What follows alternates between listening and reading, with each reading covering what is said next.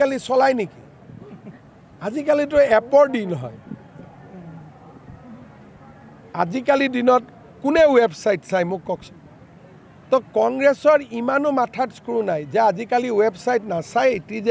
এতিয়া মানুহে এপ চাই নাই সেইটোকে কৈছোঁ मतलब मैं बोला ना कांग्रेस में मेरा हजारों लोग हैं जिसने वेबसाइट बनाया था वही हैक कर दिया कांग्रेस में मेरा हजारों लोग हैं वो दिन भी आप मेरा खिलाफ में प्रेस कॉन्फ्रेंस का समय सेहरा देखो पीछे में जितना लोग बैठा था किसी का मुंह में हंसी नहीं था सब जान रहा था कि हम लोग पाप कर रहा हूँ নিউজ লাইভত আজি গৈ ধৰ্ণা দিব নালাগে নেকি নিউজ লাইভ 2008তে হ'ল গোটেইবিলাক কংগ্ৰেছৰ লিডাৰে গৈ নিউজ লাইভত ইণ্টাৰভিউ দিছে ষ্টুডিঅ'ত বহিছে 2008ত হোৱা ঘটনাটো এটা কিবা এটা নতুন ঘটনা হ'ল নেকি নিউজ লাইভৰ ফাংচনত তৰুণ গগৈ নিজে গৈছিল নে পৱন সিং ঘাটোৱা নিজে গৈছিল নে ষ্টুডিঅ'ত সকলো নেতা 2008 পৰা 18 লৈকে নিউজ লাইভৰ ষ্টুডিঅ'ত 25 লৈকে গৈছে নে নাই তেলে তাতে আজি আকৌ নতুনকৈ যাব কি আছে এটা মোক বুজাই দিয়কচোন এখন স্কুলত গৈছে স্কুলত মালিক থাকে নেকি ভাৰতত কোনো স্কুলতে মালিক থাকিব নোৱাৰে তেওঁলোকে আইনে নুবুজে স্কুল সদায় সোসাইটিয়ে চলাব লাগে যদি তহতি গৈছই তেলে মই অনাথ আশ্ৰম চলোৱাটোৰ সন্মুখত কিয় যোৱা নাই মই যিখন অনাথ আশ্ৰম চলাও তাৰ সন্মুখত কিয় যোৱা নাই যদি গৈছই তেলে সকলোতে যা মই যে দিব্যাংগ ষ্টুডেণ্টৰ কাৰণে এখন স্কুল চলাও তাতে কিয় যোৱা নাই যদি গৈছই তেতিয়াহ'লে মাজুলী আমাৰ মাজবাট এইবিলাকত যে আমি ৰাতি স্কুল চলাওঁ সেইবিলাকত কিয় যোৱা নাই সমান হ'ব লাগে নাই ভাল দেখুৱালে বেয়াও দেখুৱাব লাগে বেয়া দেখুৱালে ভালো হ'ব লাগে বুৰ্বক নহয় নেকি নিউজ লাইভৰ সন্মুখত 2008ৰ পিছত আজি যোৱাটো ইয়াত ইংগিত দিয়াৰ পৰিৱেশটো এইকাৰণে নাই যে মানে কোনোবা সকলোৰে মনত ইচ্ছা থাকে পাৰ্টিয়ে যোগ্যজনক টিকট দিব আৰু এটা ইয়াত কথা আছে কি এজিপিৰ লগত আলোচনা এটাও চলি আছে গতিকে ইয়াত ফটক কৰি যোৰহাট জিলাত আটাইতকৈ ডাঙৰ সমস্যাটো আছে যে এজিপিয়েও এটা সিট বিচাৰে গোলাঘাটতো এজিপিয়ে এটা সিট বিচাৰে গতিকে কোনটো সিট দিম আমি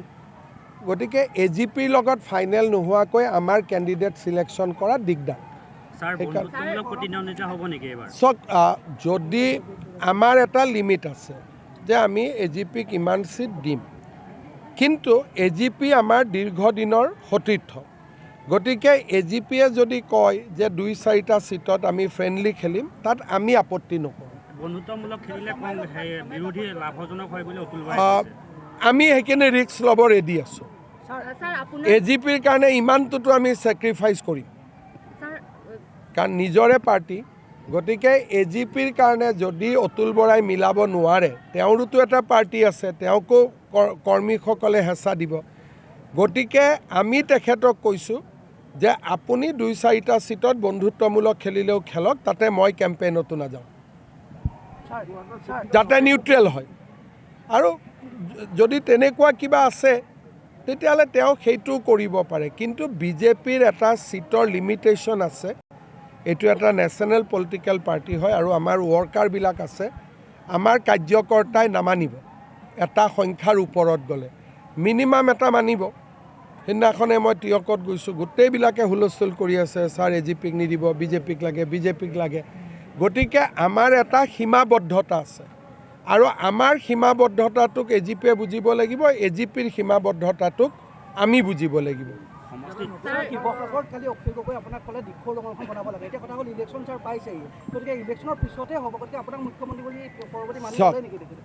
অখিল গগৈয়ে প্ৰথম ক'লে যে হিমন্ত বিশ্ব শৰ্মাই মুখ্যমন্ত্ৰীৰ ঘৰ বনাই আছে মুখ্যমন্ত্ৰীটো মই হ'ম বুলিতো কোনো কথা নাই কিন্তু তেওঁলোকৰ মনত মানসিকতাত এইটো আছেই যে ময়ে মুখ্যমন্ত্ৰী হ'ম নহয় ময়ো নাজানো কাৰ কপালত কি লিখা আছে কোনে জানে কালিও কৈছে দিশৰ দলং বনাওক তাৰমানে কাম যে মোৰ হাতে দিয়ে হয় ইচ্ছা নকৰিলেও কথাটো ওলাই যায় বুজি পালে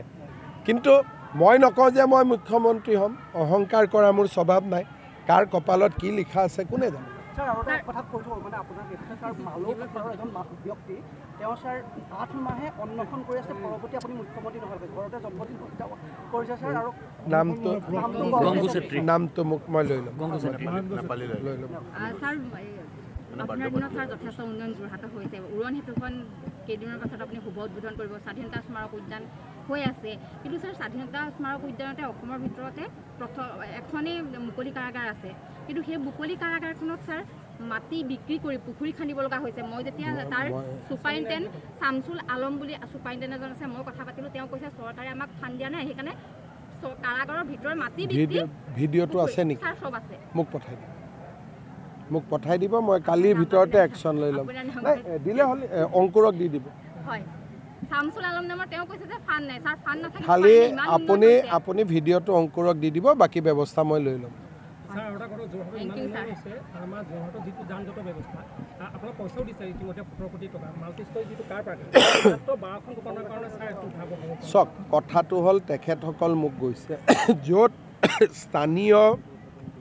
মানুহৰ আপত্তি থাকে তাত অলপ জোৰ কৰি কাম কৰিব আমাৰ অসুবিধা তেখেতসকলে মোক এবাৰ লগ কৰিব গৈছিল তেওঁলোকক ময়ো অনুৰোধ কৰিছোঁ যে পাৰ্কিংটো হ'ব দিয়ক ৰাইজৰ ভাল হ'ব হিতেন্দাহঁতে লাগি আছে কিন্তু মই মুখ্যমন্ত্ৰী হিচাপে এতিয়া কোন মানুহৰ লগত কি বেয়া হওঁ কওকচোন আৰু যদি পুলিচ বা এনেকুৱা ধৰণৰ প্ৰশাসন ব্যৱহাৰ কৰোঁ আপোনালোকৰ মাজতে দুটা মত হ'ব আপোনালোকৰ মাজৰে কোনোবাই সেইটো নিগেটিভ নিউজ কৰি দিব আজি অলপ কথা পতা আৰু হিতেন্দাই লাগি আছে কিন্তু মই মনে প্ৰাণে বিচাৰোঁ যে যোৰহাটত বহুত উন্নতিৰ সুযোগ আছে যোৰহাটৰ ৰাইজে সহযোগিতা কৰিব লাগে আৰু বহুতখিনি কাম হ'ব পাৰে ইয়াতে দুটা কাম হ'ব মানে যান জঁটো কমিব তলত ডাঙৰ পাৰ্কিং পাই যাব এতিয়া কি হ'ব ফ্লাইঅভাৰখনৰ তলত বহুত গাড়ী পাৰ্কিং কৰিব পাৰিব ৰাস্তাটোৰ অসুবিধা নহয় মাৰোৱাৰী কমিউনিটিটো এপ্ৰিচিয়েট কৰিছে আৰু আমাৰ গুৱাহাটীটো প্ৰথমতে ফ্লাইঅভাৰতে মানুহে আপত্তি কৰিছিল কিন্তু যেতিয়া দেখিলে আগতকৈ দেখোন পাৰ্কিঙৰ জেগা বেছিহে ওলায় আৰু তলত এতিয়া আগতে গাড়ী পাৰ্কিং কৰিব জেগা নোহোৱাৰ কাৰণে বিজনেছ কমিছিলে এতিয়া গাড়ী পাৰ্কিং হোৱা জেগাৰ কাৰণে বিজনেছটো বাঢ়িব সেইকাৰণে প্ৰথম অৱস্থাত যিখিনি মানে ধৰক গৌৰৱ গগৈয়ে বহুত বিৰোধিতা কৰিছিল মোকো চিঠি লিখিছিল কৰিব নালাগে কিন্তু আমি ষ্টেণ্ড ল'লোঁ যে নহয় হওক আৰু স্থানীয় মানুহেও আমাক সহযোগিতা কৰিলে হিতেন্দায়ো লাগিলে আজি এটা পৰ্যায়ত আহি গ'ল এতিয়াতো ক'তো বিৰোধিতা নাই গতিকে ট্ৰাক টাৰ্মিনাছ হওক কাৰ পাৰ্কিং হওক এইবিলাক হ'লে আজি বিৰোধিতা কৰি থকা মানুহখিনিয়ে বেছি উপকৃত হ'ব স্যাৰ এটা কথা মেঘালয় কয়লা খনিত অসমৰ 10জন শ্ৰমিকৰ মৃত্যু ঘটিছে কয়লা বিস্ফোৰণত কি নাম মেঘালয়ত অসমৰ নাম কি অসম নামকেইটা মনত নাই মানে চব বস্তু অসমৰ নহয় অসমৰ বুলি তেওঁলোকে দাবী কৰে বাংলাদেশৰো হ'ব পাৰে